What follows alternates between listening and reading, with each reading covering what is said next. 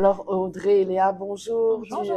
du Café Viridi. Oui. Racontez-nous cette histoire, comment ça a commencé? En fait, ça remonte à il y a environ... on s'est rencontrés, nous deux, il y a 7 ans, à peu près, à l'Arena, parce que nos deux grands garçons jouaient au hockey ensemble dans la même équipe. Puis, on a eu comme un coup de foot d'amitié ensemble. On était des mamans d'Arena, on se voyait 4 fois par semaine. Et on était toujours ensemble. On s'est vus, on fait que, OK, nous deux, ça peut être amis. Exact. Donc, on a passé beaucoup de moments au froid ensemble. Et en fait, l'élément déclencheur du café est arrivé il y a exactement 6 ans demain. Ouais. On s'est parlé tout bonnement de nos rêves et on s'est rendu compte qu'on avait le même. Ouais, C'est exact. vrai. C'était la première fois qu'on parlait pas de nos enfants et de hockey. C'est ça. C'est incroyable. Donc, il y a Exact. 6 ans, vous vous rencontrez. Bon, vous Dans êtes, un vous 5 êtes à 7. et puis vous discutez, vous êtes Ouais. amis. Vous faisiez quoi toutes les deux avant? Audrey, qu'est-ce que vous faisiez Moi, avant? j'étais en marketing. Ok. J'ai fait des grandes entreprises et de l'agence. Ok. J'ai fait du marketing et de la communication pendant longtemps.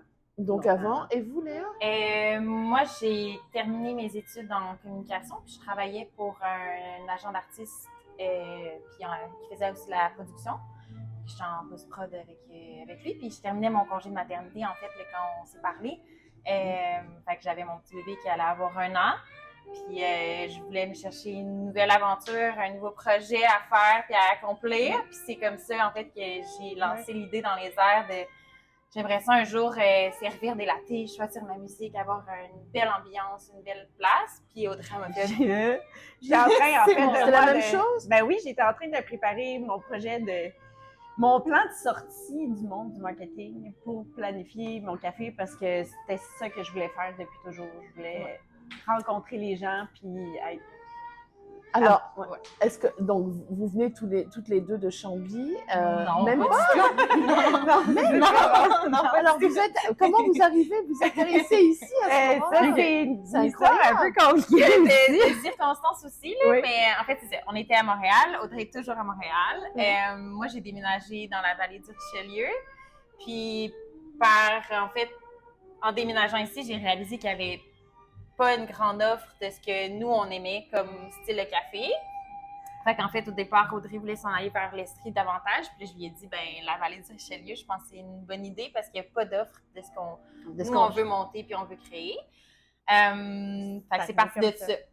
Puis après, Merci. Exact. Puis ma grand-maman, moi, vient de Chambly. En fait, j'ai Ok. quand même Ah, un quand pied même dans un la petit place. lien. là. Oui, Oui, exactement. Ma Ok. grand-maman est élevée ici, donc je connaissais la ville. Nos critères, c'était un village. On voulait être au cœur d'une communauté puis avoir de l'eau près de nous. Il faut quand même aller dans une spécialité, les cafés, servir les croissants. Ça, est-ce que vous aviez de l'expérience là-dedans? On avait de l'expérience en restauration, Ouais. les deux, déjà, surtout en service. Mais on s'est tourné vers un ami torréfacteur. On est allé le voir. On est allé voir Sam de chez Zab.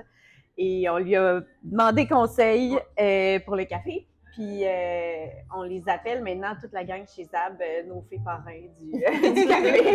Parce qu'ils ont été vraiment super ouverts. Ils ont été vraiment gentils avec nous. Ils ont cru en nous. Même si, ça a vraiment été des grands alliés là-dedans. Là. Toute l'équipe de Zab, pour vrai, depuis le début, ils sont derrière nous. Chaque conseil, entretien technique de la machine, le café en soi. La comptabilité, même, Oui. ils nous ont aidés avec ça au départ. Incroyable. Parce qu'on était pleines. Nous autres, on partait d'un rêve. Là. Fait qu'on était assez naïfs, mais c'est une belle naïveté parce que si on l'a pas, je pense qu'on commence pas, on se lance pas en affaires. Alors, 6 ans plus tard, le rêve, est-ce que c'est toujours agréable, toujours Vraiment. est-ce que C'est vous- encore mieux même. Alors, comme vous êtes deux femmes d'affaires, Ouais. comment vous sentez dans ce rôle-là de femme d'affaires? On apprend beaucoup, en fait. Ouais. Pour vrai, là, nous, on se dit souvent entre nous, tu te souviens comme on était mignonnes au début? D'avoir des idées, puis d'essayer de mettre des choses en place, puis d'apprendre de nos erreurs, puis on a appris beaucoup de nos erreurs, on a vraiment grandi là-dedans, mais c'est vraiment un apprentissage qui se fait vraiment à tous les jours en tant qu'entrepreneur, je pense. Là. quelle est la complémentarité des deux? Parce que forcément, ouais. vous êtes ensemble. Ouais. Est-ce que vous avez vos forces? En fait, moi et Audrey, on aime les mêmes choses. Oui. On s'en va dans la même direction, mais on est vraiment différentes dans notre personnalité.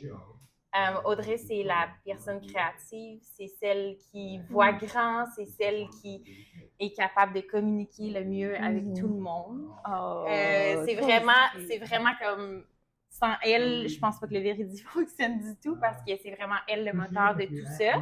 Moi, sans elle, le Véridi fonctionne pas du tout non plus. Parce qu'elle est capable de réaliser toutes les idées de folie.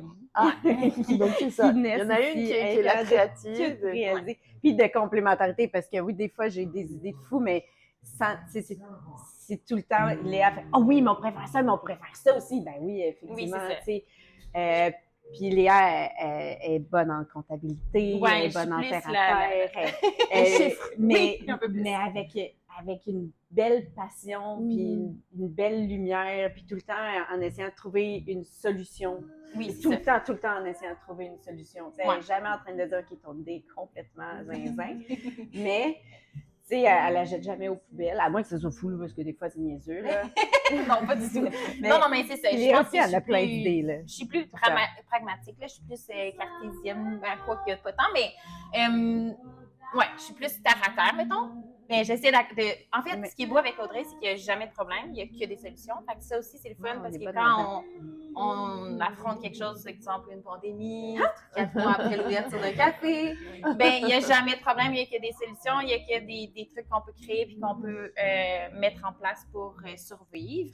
Tu sais, cette compagnie-là, tu sais, ça fait vivre nos enfants. Fait que pour nous, c'est super important. Tu sais, on est deux, mais on travaille vraiment fort parce que on a des responsabilités à l'extérieur de ça, puis les garçons, pour nous, ça reste la priorité. Fait que, on met les choses en place pour que ça fonctionne. Si je disais que c'est en français, vous accueillez les clients français, c'est important pour vous? Non, vraiment. En fait, c'est notre essence même, dans le sens que, être québécois, il faut en être fier. Je pense qu'il faut le mettre en valeur, puis on est capable de créer beaucoup de choses belles au Québec. Pourquoi aller toujours vers l'extérieur nécessairement? Comme je pense que les producteurs québécois travaillent vraiment fort, encore plus fort que la majorité due à la température. Fait que, pour nous, c'est vraiment essentiel. Puis la langue française est vraiment importante pour nous. Tous les clients ici sont majoritairement francophones, mais même les anglophones vont essayer de parler français. Puis je veux dire, pour s'adapter, on va parler anglais là, sans problème, là, mais la langue de base chez nous, c'est le français. Merci beaucoup. Merci à vous. Merci.